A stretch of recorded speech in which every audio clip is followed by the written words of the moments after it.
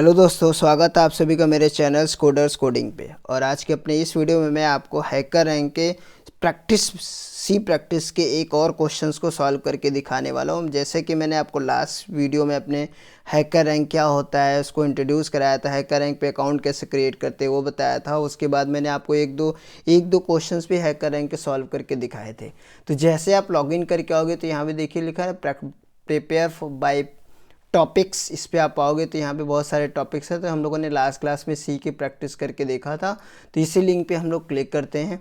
जैसे आप इस पे क्लिक करोगे तो आप यहाँ नीचे आओगे। देखिए यहाँ पे मैंने आपको ये क्वेश्चन हेलो इन सी ये सॉल्व करके दिखाया था। आज हम लोग यहाँ पे सम ऑफ टू डिफरेंस नंबर को सॉल्व करके देखने वाले हैं। तो यहाँ पे अगर आप स्क्रॉल करके आएंगे, देखिए ये क्वेश्चंस लिखा हुआ है यहाँ पे, जहाँ टास्क लिखा है ये आपका क्वेश्चंस है। और यहाँ पे देखिए पहले से हेडर फाइल्स लिखे हुए, ये हमारा एडिटिंग एरिया है जहाँ पे हम अपने कोड को लिखेंगे। तो कोड लिखने से पहले हम अपने टास्क जो दिया गया है उसको बहुत अच्छे ध्यान से रीड करना है, क्योंकि टास्क अक्सर हम पूरा रीड नहीं करते और कोड हमारा गलत होता है। तो पहले हम ध्यान से अच्छे से हम लोग क्वेश्चंस को पढ़ लेते हैं। यहाँ पे देखिए लिखा है कि your task is to take two numbers of integer type and two numbers float data type. मतलब आपको दो इनपुट लेना है इंटीजर का और दो इनपुट लेना है फ्लोट टाइप का। अब यहाँ पे कुछ इंस्ट्रक्शंस भी दिया है कि declare 4 variables, 2 of int type and 2 of float type. मतलब हमें 4 वेरिएबल्स डिक्लेयर करना है जो कि 2 इंटीजर टाइप का होना चाहिए और 2 फ्लोट टाइप का। एंड सेकेंड पॉइंट में क्या लिखा है, read 2 lines of input format. मतलब हमें दो इनपुट लेने के लिए हमें 2 अलग अलग लाइन लिखना है। तो अब हमें इस रीड करने के लिए 2 लाइंस लिखना है। अब ये कैसा होगा इनपुट फॉर्मेट में, कह रहा है कि according to the sequence of given input format. अभी इनपुट फॉर्मेट कहाँ पे, स्क्रॉल करके देखिए तो यहाँ लिखा हुआ है। देखिए क्या कह रहा है, the first line contains 2 integers and the second lines contains 2 floating point numbers. मतलब हमें 2 अलग अलग लाइन में स्कैनफ यूज़ करना है। स्कैनफ के थ्रू हमें नंबर वैल्यूज़ को रीड करते हैं। तो हमें 2 स्कैनफ, एक स्कैनफ में हम इंटीजर वैल्यू को रीड करेंगे एंड सेकेंड लाइन पे हम फ्लोट वैल्यू को रीड करेंगे। और इसको अच्छे से पढ़ लेते हैं हम लोग क्वेश्चन। ये तो हो गया सेक्शंस। अब थर्ड पॉइंट में क्या लिखा हुआ है, देखिए use plus minus operators to perform the following operations. Plus minus का यूज़ करके हमें ये ऑपरेशंस परफॉर्म करने हैं। क्या लिखा है, print the sum and difference of 2 integer variables on a new line. मतलब आपको सम और डिफरेंस इंटीजर टाइप का निकालना है एक नई लाइन पे। फिर उसके बाद अगले लाइन पे लिखा है, print the sum and difference of 2 float variables rounded 1 decimal places. मतलब पॉइंट के बाद 1 डेसिमल पॉइंट तक आंसर आए। थोड़ा सा स्क्रॉल करके और आते हैं। इनपुट फॉर्मेट हम लोगों ने रीड कर लिया, अच्छे समझ में आ गया। ये कांस्टेंट में लिमिट दिया है कि इंटीजर की रेंज कहाँ से कहाँ तक होनी चाहिए। फिर उसके बाद आगे आते हैं, आउटपुट फॉर्मेट कैसा है देख लेते हैं। लिखा है, print the sum of difference of both integers separated by space. मतलब उनके जो बोथ सम और डिफरेंसेस होगा इंटीजर का, उसको एक ही लाइन में ले आना है, लेकिन उनके बीच में स्पेस होना चाहिए। देखिए एंड फर्स्ट लाइन एंड अगले लाइन पे क्या आगे क्या लिखा है, and the sum and difference of both float scaled to 1 decimal. मतलब ये है कि पॉइंट के बाद सिर्फ 1 डेसिमल तक आंसर आए बस। तो यहाँ पे देखिए सैम्पल में दिया हुआ है कि अगर हम इनपुट दे रहे हैं 10 और 4 इंटीजर का, तो आउटपुट क्या आना चाहिए, 14 और 6। 14 और 6 कैसे आएगा, 10 एंड 4 को ऐड करेंगे तो 14 आएगा और 10 और 4 को माइनस करेंगे तो 6 आएगा।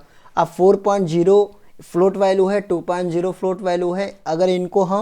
अगर हम इनको ऐड करेंगे 4.0 2.0 को, तो आंसर कितना आएगा, 6.0। और उसके बाद अगर हम इसको सब्ट्रैक्ट करते हैं 4.0 एंड 2.0 को, तो आंसर कितना आएगा, 2.0। तो अब हमने एक एक लाइन प्रॉपर पढ़ लिया। अब उसी के अकॉर्डिंग हम यहाँ पे सोल्यूशन लिखने वाले हैं।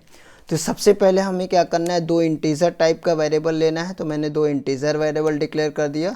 देन उसके बाद 2 फ्लोट वेरिएबल चाहिए, तो 2 फ्लोट वेरिएबल डिक्लेयर कर दिया, जैसा कि क्वेश्चंस में मेंशन था। अब उसके बाद क्या करना है, इंटीजर वैल्यू रीड करना है, यूजर्स इनपुट लेना है और फ्लोट वैल्यू को। तो इसके लिए हम क्या लगाएंगे, स्कैनफ।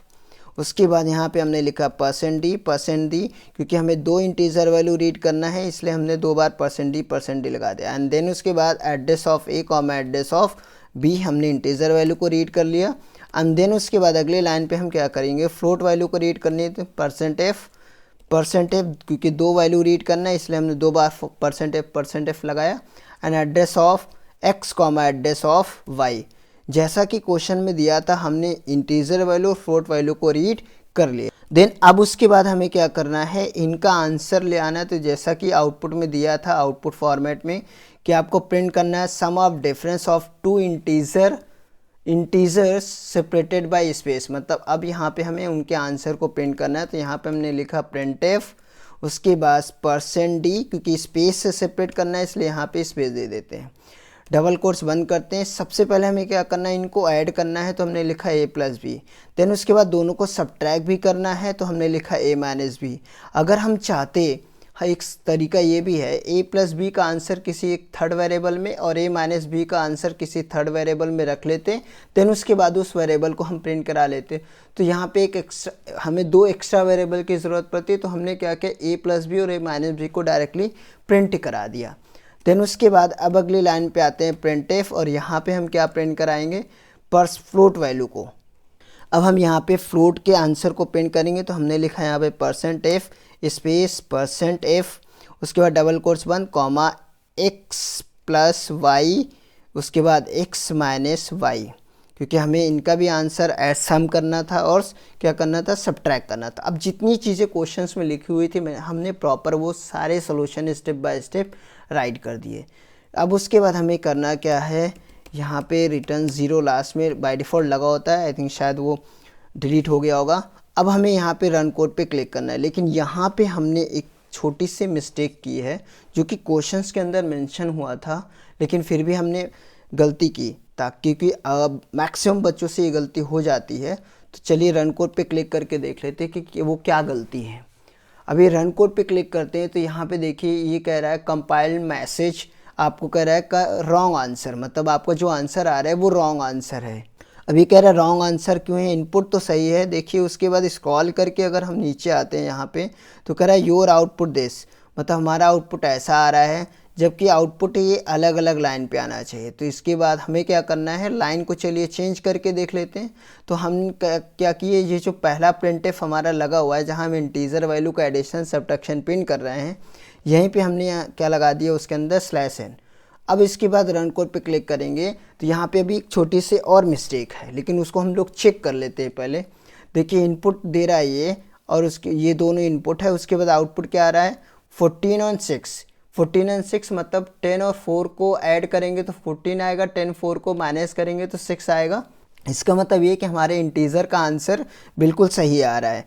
अब अगर हम अपने फ्लोट के आंसर को मैच कराते हैं, स्क्रॉल करके नीचे आते हैं, ये हमारा आउटपुट है और ये एक्सपेक्टेड आउटपुट है। अब एक्सपेक्टेड आउटपुट में देखिए क्या लिखा है कि पॉइंट के बाद 1 0 आना है, लेकिन हमारे आंसर में पॉइंट के बाद 6 0 आ रहा है, क्योंकि फ्लोट हमने लगाया और float by default 6 decimal places में अपने आंसर को लिखता है। मतलब जब भी आप फ्लोट वेरिएबल लोगे तो उसका आंसर हमेशा पॉइंट में 6 डिजिट तक ही आएगा। जबकि इस चीज़ को देखिए यहाँ पे क्वेश्चंस में भी, ये जो आउटपुट फॉर्मेट है इसमें भी उन्होंने साफ साफ लिखा था कि जब आप सम और डिफरेंस प्रिंट कराओगे बोथ फ्लोट का तो आप उसको स्केल्ड करोगे 1 डेसिमल में। तो ये स्केल्ड कैसे करोगे, उसके डेसिमल प्लेसेस की वैल्यू को कम कैसे करोगे, तो जहाँ पे आप प्रिंट करा रहे हो वहाँ पे परसेंट के बाद आइए, परसेंट के बाद डॉट लगाइए और 1 लिख दीजिए। डॉट 1 का मतलब पॉइंट के बाद 1 डिजिट, फिर उसके बाद यहाँ पे भी आइए डॉट के बाद 1 डिजिट तो 1 लिख दीजिए। 2 डिजिट चाहिए तो 2 लिख सकते हो, 3 डिजिट में चाहिए तो 3 लिख सकते हो। देन उसके बाद आपको यहाँ पे रन कोड पे क्लिक करना है।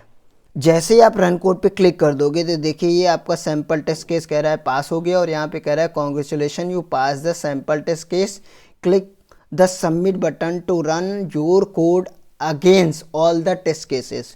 मीन्स ये सैम्पल टेस्ट केस है, जब आप सबमिट कोड पे क्लिक करोगे तो जितने हिडन केस हैं वो भी आपके क्या होंगे, टेस्ट होंगे। और अगर वो कोड सही होगा, आपका कोड बिल्कुल सही होगा, तो वो सारे हिडन केस भी पास हो जाएंगे।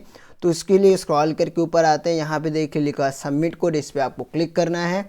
जैसे आप इस पर क्लिक करोगे देखिए रनिंग टेस्ट केस दिखा रहा है। देखिए रिजल्ट में क्या दिखा दिया, सारे टेस्ट केसेस पास। अब ये कह रहा है कॉन्ग्रेचुलेशन अब यहाँ पे स्क्रॉल करके आप देख सकते हो कि सारे टेस्ट केसेस पे ग्रीन टिक लगे हैं। अगर कोई टेस्ट केस पास नहीं होता तो यहाँ कॉन्ग्रेचुलेशन नहीं लिख कर आता, और इनमें कुछ ना कुछ टेस्ट केसेस जो पास ना होता उसके पास रेड कलर का क्रॉस लगा होता। तो ऐसा कुछ नहीं, इसका मतलब हमारा टेस्ट केसेस बिल्कुल पास हो गया सारे। होप आपको ये समझ में आ गया होगा। मैंने आपको पूरी बारीकी से पढ़कर क्वेश्चंस को इनपुट फॉर्मेट, आउटपुट फॉर्मेट, जब भी आप हैकर रैंक के क्वेश्चन को सॉल्व करिए, task, input format, output format and constant, ये 4 पॉइंट बहुत अच्छे से रीड कर लीजिए। देन उसके बाद अपना सोल्यूशन लिखना स्टार्ट करिए। होप आपको ये वीडियो बहुत अच्छे समझ में आ गया होगा। अगर आपको वीडियो पसंद आए तो सब्सक्राइब करिए, शेयर करिए एंड और लोगों में शेयर करिए। मैं आपसे मिलता हूँ अपने नेक्स्ट वीडियो में, तब तक के लिए थैंक यू।